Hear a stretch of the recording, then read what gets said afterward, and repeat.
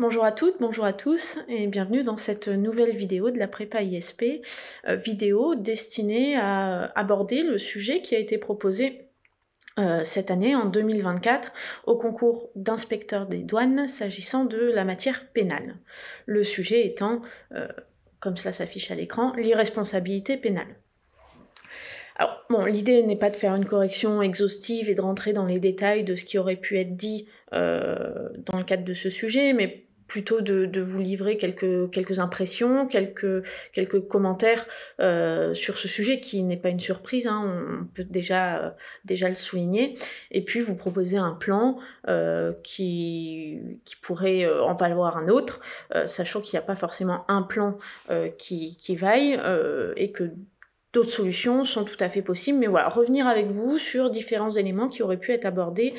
pour traiter ce sujet.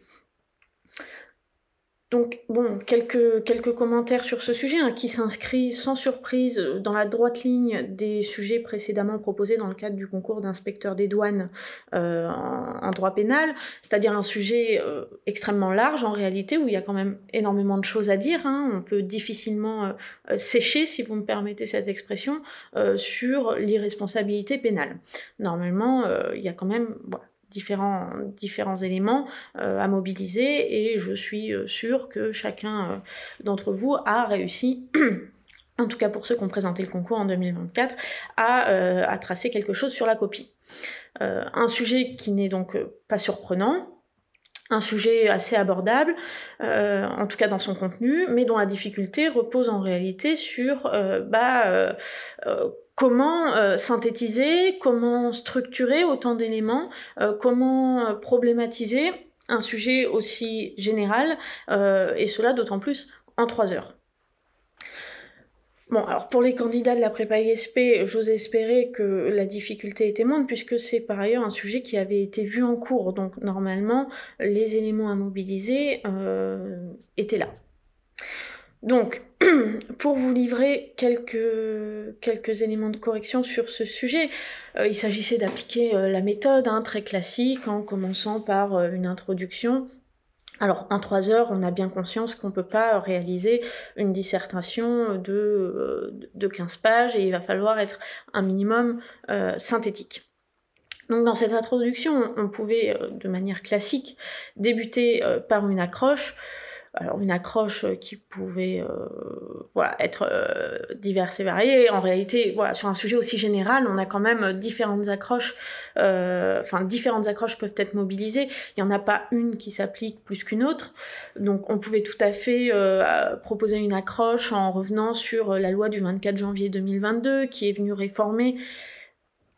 suite à l'affaire dite Halimi, qui est venue réformer le cadre légal, en tout cas modifier la législation s'appliquant en matière de troubles mentaux, et peut-être pour souligner l'actualité du sujet, et souligner le fait que même si les causes d'irresponsabilité pénale, elles sont connues de longue date et elles existent de manière assez ancienne en droit pénal, ça reste un sujet d'actualité qui suscite toujours des interrogations, des réflexions. Voilà, on avait eu le débat sur la légitime défense différée, on a eu,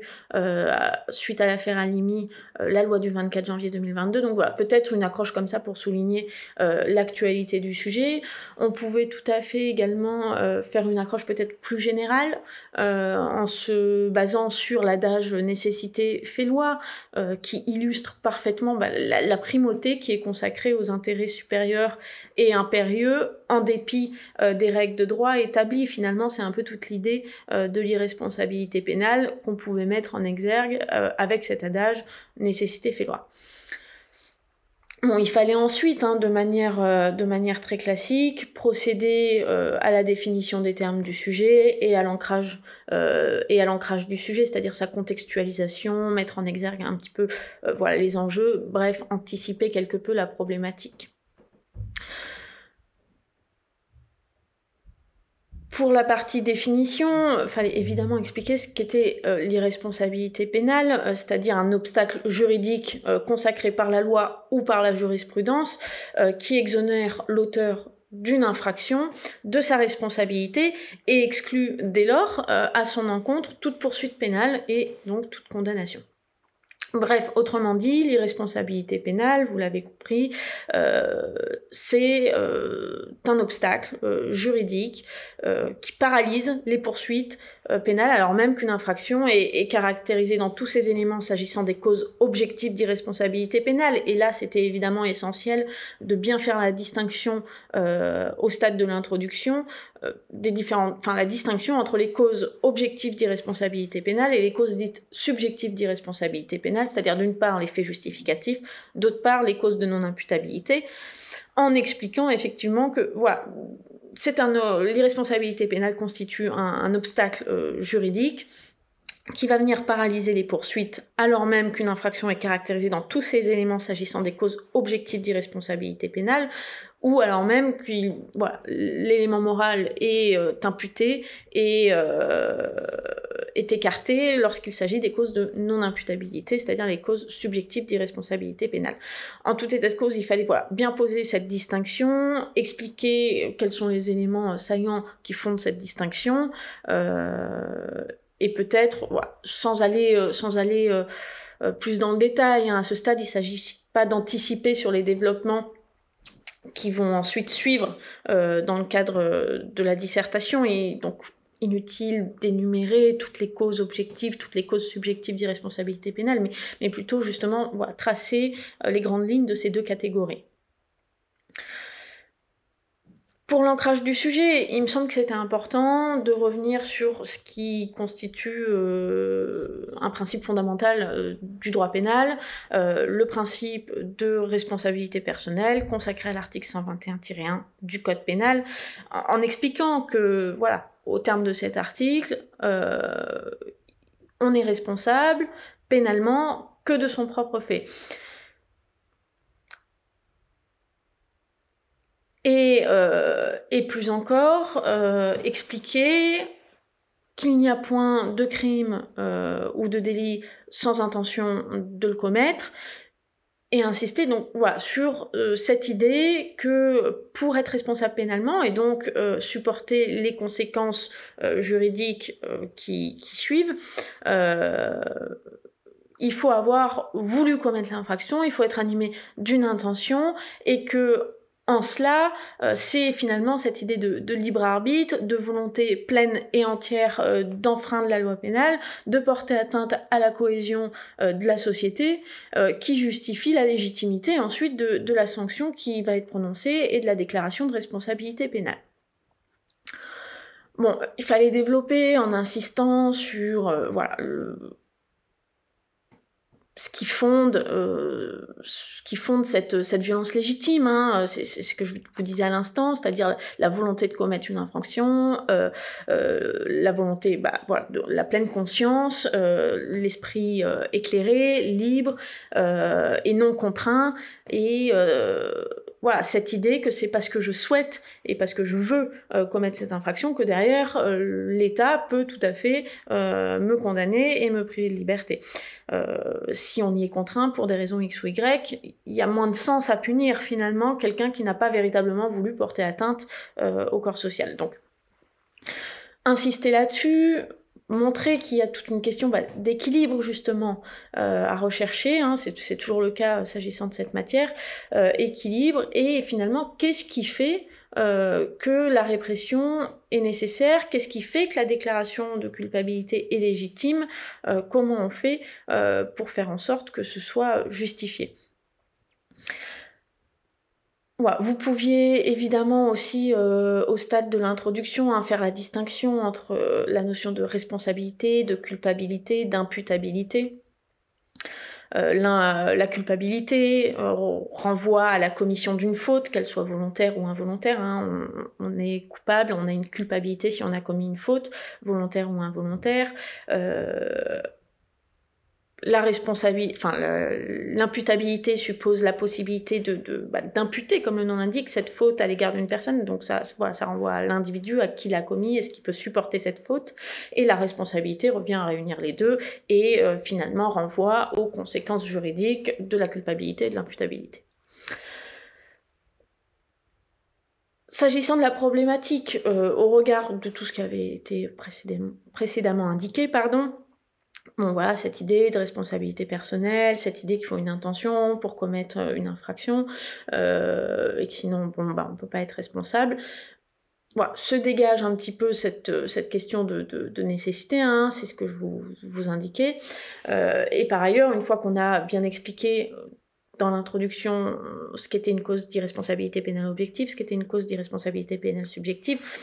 bon, on comprend un petit peu l'articulation de l'équilibre qui doit être recherché avec cette question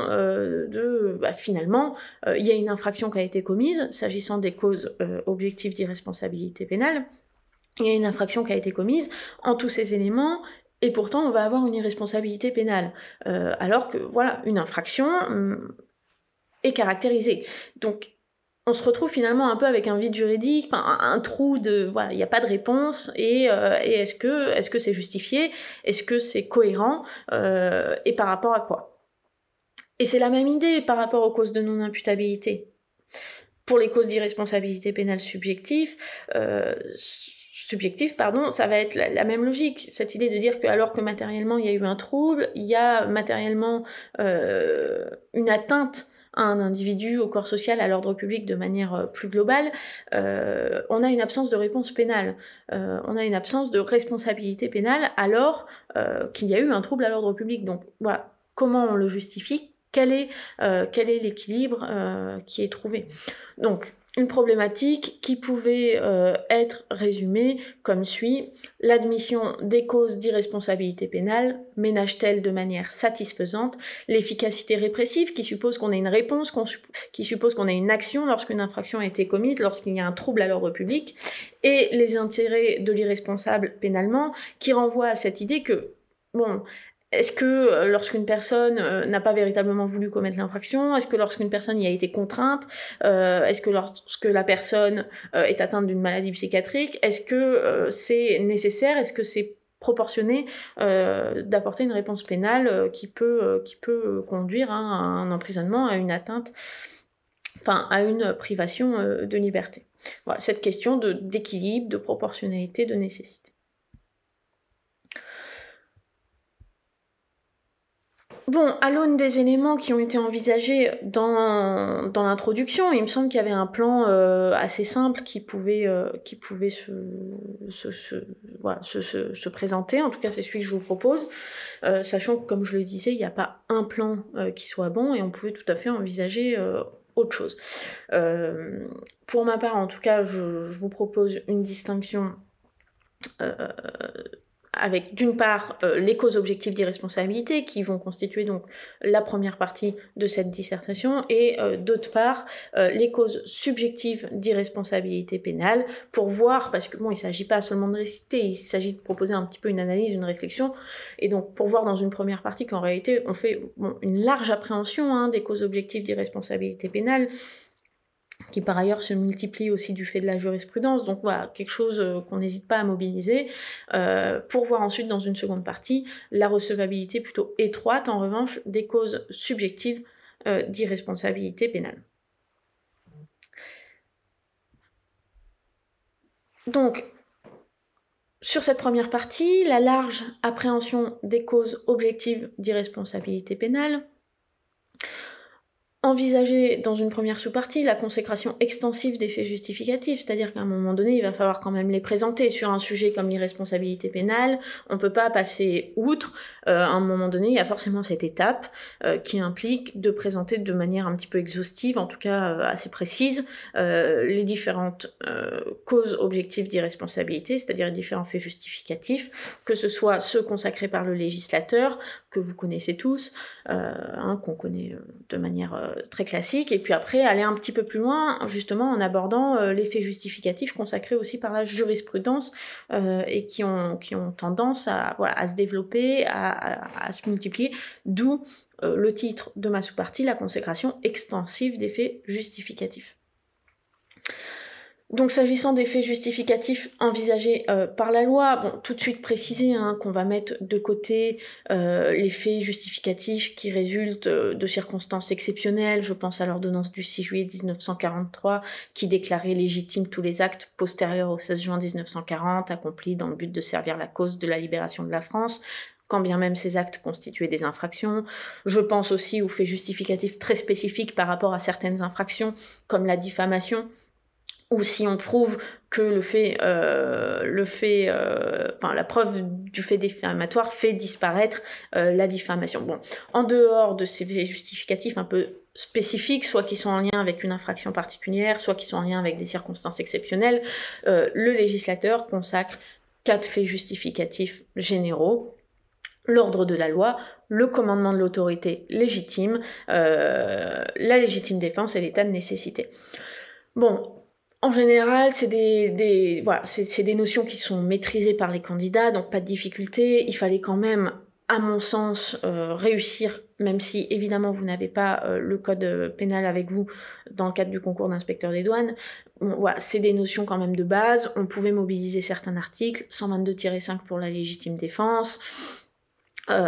Mobiliser aussi la jurisprudence, en revenant un petit peu sur l'histoire de l'état de nécessité, avec la célèbre affaire Ménard, 22 avril 1898. Bon, voilà, et présenter rapidement les conditions de la légitime défense, de l'état de nécessité,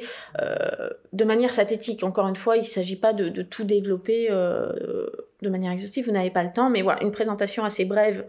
et aussi précise que possible de ces différents faits justificatifs. Pour surtout proposer, me semble-t-il, une analyse un petit peu commune de ces faits justificatifs, en insistant sur le fait que, voilà, ils viennent illustrer, pour la plupart, le principe de nécessité qui fonde ces faits justificatifs, c'est-à-dire que, bon, voilà, il faut un danger réel, actuel, imminent pour la légitime défense, donc il y a une question de nécessité, de proportionnalité, cette idée qu'on ne peut pas faire autrement. Voilà, on a un fait justificatif fondé sur l'intérêt social, et finalement, dans ces hypothèses, la société n'a, semble-t-il, pas véritablement de raison de punir l'individu qui n'est pas inspiré par un tempérament antisocial, qui n'est pas particulièrement dangereux, mais qui juste n'a pas eu le choix. Donc voilà, on n'a pas de perversité criminelle, on a juste un individu qui soit se conforme à l'ordre de son supérieur hiérarchique, à l'ordre de la loi, ou alors quelqu'un qui agit parce qu'il n'a pas le choix, parce que c'est nécessaire. Donc voilà, dans tous les cas, on a le respect de la hiérarchie, ou alors le respect de la hiérarchie, le respect en tout cas d'une norme supérieure, ou la justification par un danger imminent, en tout cas un péril, une urgence, qui finalement fait qu'on n'a pas le choix. Bon, bref, cet état de nécessité qui vient animer la consécration de ces 4 faits justificatifs. Pour envisager ensuite, toujours dans cette première sous-partie, la consécration extensive des faits justificatifs, envisager les faits justificatifs consacrés par la jurisprudence, c'est-à-dire par le juge. Et là, bon, vous pensez tout de suite à l'exercice des droits de la défense, avec cette jurisprudence d'abord cantonnée aux procédures prud'homales, jurisprudence à travers laquelle il a été indiqué qu'un salarié qui, pour se défendre dans le cadre d'une procédure prud'homale, vole des documents à son employeur pour les produire en justice, ne peut pas être condamné pour vol. Il y a un fait justificatif, c'était pour exercer les droits de la défense. Donc voilà, on a ce fait justificatif qui a été consacré. Je pense aussi aux faits justificatifs relatifs à l'exercice de la liberté d'expression, avec la fameuse affaire des Femen, qui n'est pas condamné pour exhibitionnisme, alors même que manifestant poitrine nue dans la rue, l'infraction pouvait être caractérisée en tous ces éléments. La jurisprudence nous dit c'est pour participer à la liberté d'expression, et dans ces cas-là, finalement, il y a une primauté des droits et libertés individuelles sur la répression. Voilà, un équilibre, là encore, entre protection de l'ordre public et exercice des droits et libertés individuelles que la jurisprudence a entendu aborder de manière assez souple, puisqu'on fait primer l'exercice des droits et libertés individuelles dans ces hypothèses. Donc, il s'agissait après de donner des exemples, etc., mais voilà, d'expliquer que là, ce sont c'est l'exercice des droits et libertés individuelles abordé de manière... alors pas souple, mais voilà, ce sont des droits et libertés fondamentaux, l'exercice des droits de la défense, évidemment, la liberté d'expression, on n'est pas sur... voilà, on est sur des grands principes, sur des grands droits et libertés fondamentaux, et du coup, cet aspect-là peut venir justifier la commission d'une infraction. C'est en tout cas ce que nous dit la jurisprudence. Il fallait ensuite, à mon sens, envisager dans une deuxième sous-partie la reconnaissance élargie des effets justificatifs, avec, bon, revenir sur quand même un petit peu comment la preuve peut être facilitée, et donc comment on fait pour permettre,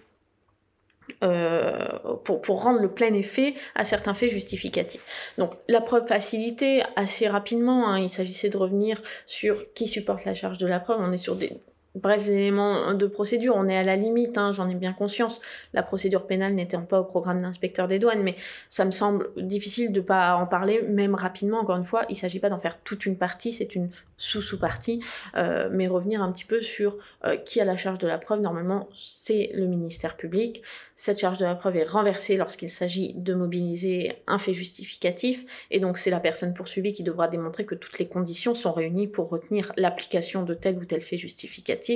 Reste que, conscient des difficultés inhérentes à la démonstration dans certaines hypothèses de ces faits justificatifs,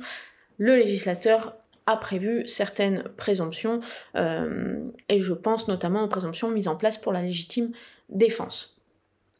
C'était aussi l'occasion, cette sous-partie, de revenir du coup sur voilà, la construction de ces présomptions, en revenant sur les célèbres affaires Jeufosse, Pochon, Rémignac, voilà, des années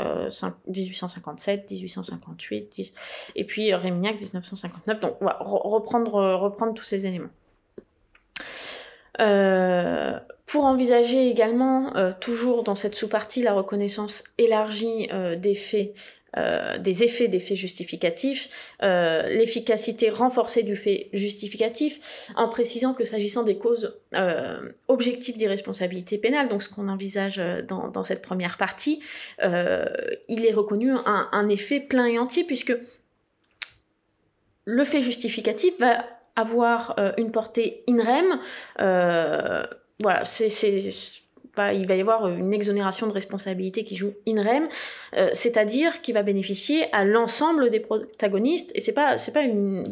cause personnelle, ça joue sur l'ensemble de l'infraction, vraiment in rem, c'est ça, et du coup le fait justificatif va bénéficier effectivement à l'auteur de l'infraction, mais aussi à ses éventuels co-auteurs, à ses éventuels complices. Voilà, s'il y a une situation de légitime défense, elle bénéficie à tous et pas seulement à l'auteur. Voilà. Et revenir aussi peut-être sur la contingence qu'il peut y avoir entre irresponsabilité pénale et irresponsabilité civile lorsqu'on est sur un fait justificatif, en abordant toutes les nuances qui doivent être abordées évidemment. Il était ensuite possible d'envisager dans une deuxième partie la recevabilité étroite des causes subjectives d'irresponsabilité pénale,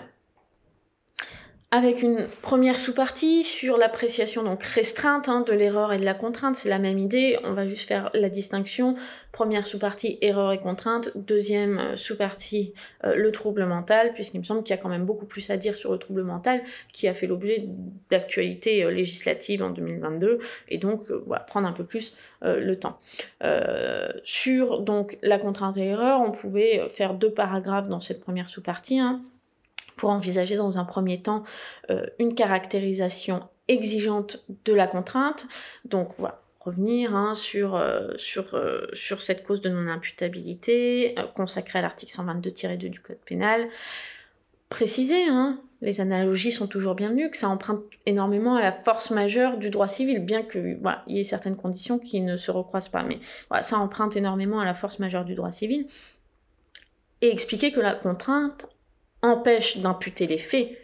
à l'auteur, qui est donc irresponsable. Non pas en l'absence de discernement, mais en l'absence de volonté libre et éclairée. Vous voyez bien que ça renvoie au dol. En l'absence de volonté libre et éclairée, considérant finalement que les circonstances de l'espèce, que la situation, les circonstances de l'espèce détruisent la liberté du comportement. Bon, préciser évidemment que les formes de la contrainte sont variées, hein, contrainte physique, qui peut être externe ou interne, contrainte morale, la peur d'un mal imminent, bon, voilà, différentes contraintes possibles, mais une contrainte qui, en tout état de cause, est propre à l'agent, et qui pour le coup ne va pas avoir d'effet in rem, mais qui joue in personam, hein, qui est propre à l'agent et qui du coup est particulièrement difficile à prouver. Évidemment, il faut réussir à démontrer le fort intérieur d'un individu, avec des critères relatifs à la contrainte qui sont particulièrement exigeants, hein, puisqu'il faut que la contrainte, elle soit irrésistible, c'est-à-dire qu'il va falloir réussir à démontrer que l'agent n'avait pas du tout d'autres possibilités, et imprévisible, c'est-à-dire qu'il faut bien évidemment que l'agent n'ait pas pu anticiper, n'ait pas pu éviter la cause de la contrainte. Voilà, avec une appréciation en réalité qui est très stricte, hein, de ces conditions. On sait par exemple que la jurisprudence, enfin la chambre criminelle de la Cour de cassation, a refusé de retenir la contrainte physique pour une femme enceinte de 8 mois qui faisait un malaise et qui du coup en urgence s'est stationnée sur une place handicapée, puisqu'il n'était pas démontré l'impossibilité absolue de se conformer à la loi et en l'espèce au code de la route, et donc l'irrésistibilité dans cette affaire a fait défaut, nous dit la chambre criminelle de la Cour de cassation, donc pas de contrainte. Donc voilà, des critères stricts, une appréciation rigide qui, du coup, conduit au titre de cette sous-partie une caractérisation exigeante de la contrainte, qui ménage du coup un équilibre cohérent, favorisant la protection de l'ordre public et en insistant finalement sur le fait que cela doit être exceptionnel. Les causes de non-imputabilité sont exceptionnelles et ne peuvent justifier la paralysie d'une réponse pénale lorsque un acte troublant l'ordre public a été commis. Envisager dans une deuxième sous-partie, donc, l'exclusion facilitée de l'erreur. Donc, c'est la même idée, cette idée qu'on est sur une recevabilité étroite. L'exclusion facilitée de l'erreur, bon, en précisant que l'erreur, donc, est un fait subjectif, enfin une cause subjective d'irresponsabilité pénale qui est appréciée là aussi, hein, de manière très stricte et qui en réalité recouvre un champ résiduel. Puisque bon, l'erreur de droit, il faut qu'elle soit invincible, inévitable, insurmontable, et pour en venir à cette situation, en réalité, il y a très peu d'hypothèses. C'est l'hypothèse d'un texte qui n'est pas accessible, un texte de loi qui n'est pas accessible parce qu'il n'aurait pas été publié, ou c'est l'hypothèse d'une information erronée qui aurait été fournie par l'autorité administrative, bref, des hypothèses très particulières en réalité. S'agissant de l'erreur de fait, pareil, une application en réalité assez stricte et un domaine d'application très spécifique, puisqu'on peut d'ores et déjà dire que l'erreur de fait, elle n'est admise qu'en matière d'infraction intentionnelle, et certainement pas en matière d'infraction non intentionnelle, puisque l'erreur révèle... Enfin, bon, voilà. On va pas rentrer dans les détails, mais vous auriez pu expliquer, faire la distinction en tout cas, que l'erreur de fait s'applique qu'en matière d'infraction intentionnelle.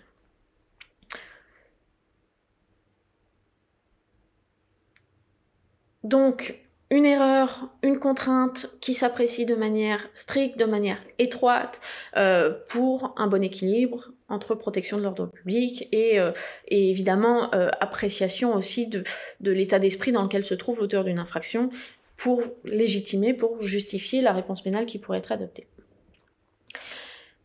Et envisager dans une deuxième sous-partie de ce grand 2, le trouble mental, une cause de non-imputabilité tempérée. Deux idées dans cette sous-partie. Première idée, les conditions renouvelées de l'abolition du discernement. Alors renouvelées en réalité pas tant que ça, mais c'est pour faire écho quand même à la loi du 24 janvier 2022 qui est venue apporter des précisions, en tout cas qui a redessiné les contours en partie de cette cause de non-imputabilité. Et envisager dans une deuxième sous-partie la procédure spécifique mise en place réaffirmant les droits de la victime. Donc on pense là à la procédure issue de la loi du 25 février 2008. Un bref élément de procédure, même si encore une fois j'ai tout à fait conscience que la procédure pénale n'est pas au programme, il ne s'agit pas d'en faire des parties ou des sous-parties, il s'agit juste d'avoir des petits éléments ici et là qui peuvent constituer un paragraphe. l'objectif étant globalement de traiter du droit pénal général. Donc le trouble mental, hein, il fallait, à mon sens, déjà bien évidemment énoncer ce qui est évident, mais parfois c'est ce qui manque dans les copies, l'évidence, la simplicité, et commencer donc par faire la distinction entre l'abolition du discernement et l'altération du discernement, qui n'induisent pas les mêmes effets, puisque seule l'abolition du discernement conduit à l'irresponsabilité pénale, l'altération du discernement n'ayant qu'un impact sur le quantum de la peine qui pourra être prononcée. Donc préciser qu'il est ici question de parler d'abolition du discernement. Donc revenir sur les conditions mises en place et qui sont rappelées par le législateur à l'issue du 24 janvier 2022, enfin qui sont reprises avec 2 conditions essentielles. Il faut évidemment une abolition donc totale, c'est-à-dire un discernement qui a été complètement annihilé. Autrement dit, on est sur l'hypothèse d'un individu qui a complètement perdu le contrôle de ses actes et du coup, l'élément moral, l'intention, la volonté, évidemment, questionne. Et il faut évidemment une abolition qui est concomitante, en plus d'être totale, à la commission de l'infraction. C'est logique, c'est le lien de causalité qui justifie l'irresponsabilité pénale. Et donc ensuite préciser que le régime lié à l'irresponsabilité pénale a été modifié à l'occasion de la loi du 24 janvier 2022, suite à la décision notamment de la Chambre criminelle de la Cour de cassation rendue le 14 avril 2021 dans le cadre de l'affaire médiatique dite Halimi. Bon, il s'agissait peut-être d'expliquer rapidement les tenants et aboutissants de cette affaire. Je vous renvoie à un très bon podcast de l'ISP qui a été enregistré par monsieur Olivier Bachelet sur le sujet, et je vais pas m'attarder là-dessus, c'est pas forcément l'objet, mais voilà, avoir un peu connaissance des tenants et aboutissants de cette affaire. Pour expliquer qu'en tout cas, voilà, la loi du 14 janvier 2022 est venue aussi prendre en compte les attentes de la population par rapport à la protection de l'ordre public, parce que bon, n'oublie pas que la loi est rendue, voilà, la loi exprime l'opinion, la volonté du peuple français, donc on en tient évidemment compte aussi. Bref, il s'agit pas de faire de la philosophie politique, mais voilà, expliquer que la loi du 14 janvier 2022, elle illustre aussi cette recherche d'équilibre, cette volonté de prendre en compte d'une part la nécessité de protéger l'ordre public avec la situation qui est difficilement supportable, d'un trouble manifeste, patent, commis à l'ordre public et une absence de réponse, ou en tout cas une déclaration d'irresponsabilité pénale, pour l'aspect pénal. Donc voilà, une nouvelle loi, 14 janvier 2022, qui est donc venu introduire des limites à l'application de l'irresponsabilité pénale et qui est également venu consacrer de nouvelles incriminations spéciales qui sont supposées permettre d'entrer en voie de condamnation à l'égard d'une personne qui aurait été déclarée irresponsable pénalement, mais parce qu'elle aurait commis une faute préalable, voilà, avec des conditions très strictes, et en fait des situations qui renvoient aussi à une réponse qui était possible déjà antérieurement, puisque consacrée par la jurisprudence. Mais bon, bref, il n'était pas nécessaire, à mon sens, de rentrer dans des considérations, des discussions aussi philosophiques, et surtout pas de donner votre avis sur cette loi, mais en tout cas expliquer que la nouvelle loi, voilà, avait introduit des conditions plus strictes, et avait créé de nouvelles incriminations en entrant un petit peu dans le détail, c'est-à-dire, voilà, que le nouvel article 122-1-1 a été introduit dans le code pénal et qu'il pose clairement une exception en cas d'intoxication volontaire au principe, donc une exception au principe d'irresponsabilité pénale pour abolition du discernement en raison d'un trouble mental. Et donc les nouvelles incriminations qui viennent aussi réprimer la consommation volontaire de substances psychoactives qui seraient à l'origine d'un passage à l'acte criminel dont l'auteur serait ensuite déclaré irresponsable pénalement. Donc vous voyez un mécanisme quand même assez complexe et en tout cas très spécifique. Et qui fait tout à fait écho à l'affaire Halimi.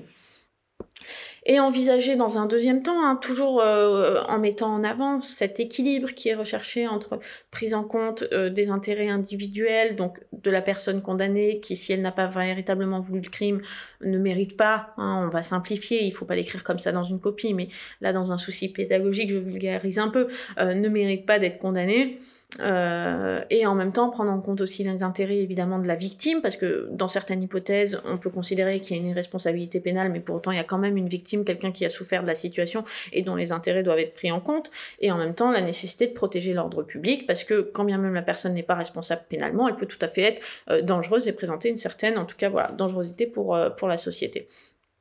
Et donc la loi du 25 février 2008 a remanié le cadre qui existait antérieurement, et qui, si je simplifie, encore une fois, il faudrait rentrer un peu plus dans les détails, mais là je vous renvoie à vos connaissances plus précises, puisque avant la loi du 25 février 2008, s'il y avait une irresponsabilité pénale, tout s'arrêtait là, et puis finalement, bah voilà, dont acte. Il y avait un arrêt net à la procédure, et la victime n'était pas entendue, ses droits, enfin il n'y avait pas d'indemnisation, et puis la personne, si elle était considérée comme dangereuse, et ben elle était considérée comme dangereuse, mais il fallait passer par d'autres voies. En tout cas, la voie du procès pénal ne permettait pas d'aller plus loin. Avec la loi de 2008, on réforme tout ça, et désormais il est possible il est possible de prononcer par exemple une ordonnance de non-lieu si la personne est déclarée responsable pénalement dans le cadre de l'instruction, mais de renvoyer quand même devant la juridiction compétente pour qu'il y ait une déclaration d'irresponsabilité pénale, qui est quand même un débat qui se tienne notamment sur les intérêts civils, et aussi cette possibilité de prononcer éventuellement une mesure de sûreté pour neutraliser, pour neutraliser, pour prendre en charge la personne déclarée responsable pénalement, considérant que même s'il n'y a pas possibilité d'entrer en voie de condamnation, la dangerosité est manifeste et justifie par exemple une hospitalisation d'office. Donc voilà, c'est cette possibilité à l'issue d'une déclaration d'irresponsabilité pénale, d'une part d'entendre les demandes civiles de la victime, et d'autre part la possibilité de d'apporter une réponse à la société et aussi à la victime, mais sous un angle non plus pénal, mais sous l'angle en tout cas non pas de la culpabilité, mais de la dangerosité, c'est-à-dire en se fondant sur la dangerosité de l'individu qui a commis un acte troublant l'ordre public, mais qui ne peut pas être responsable pénalement.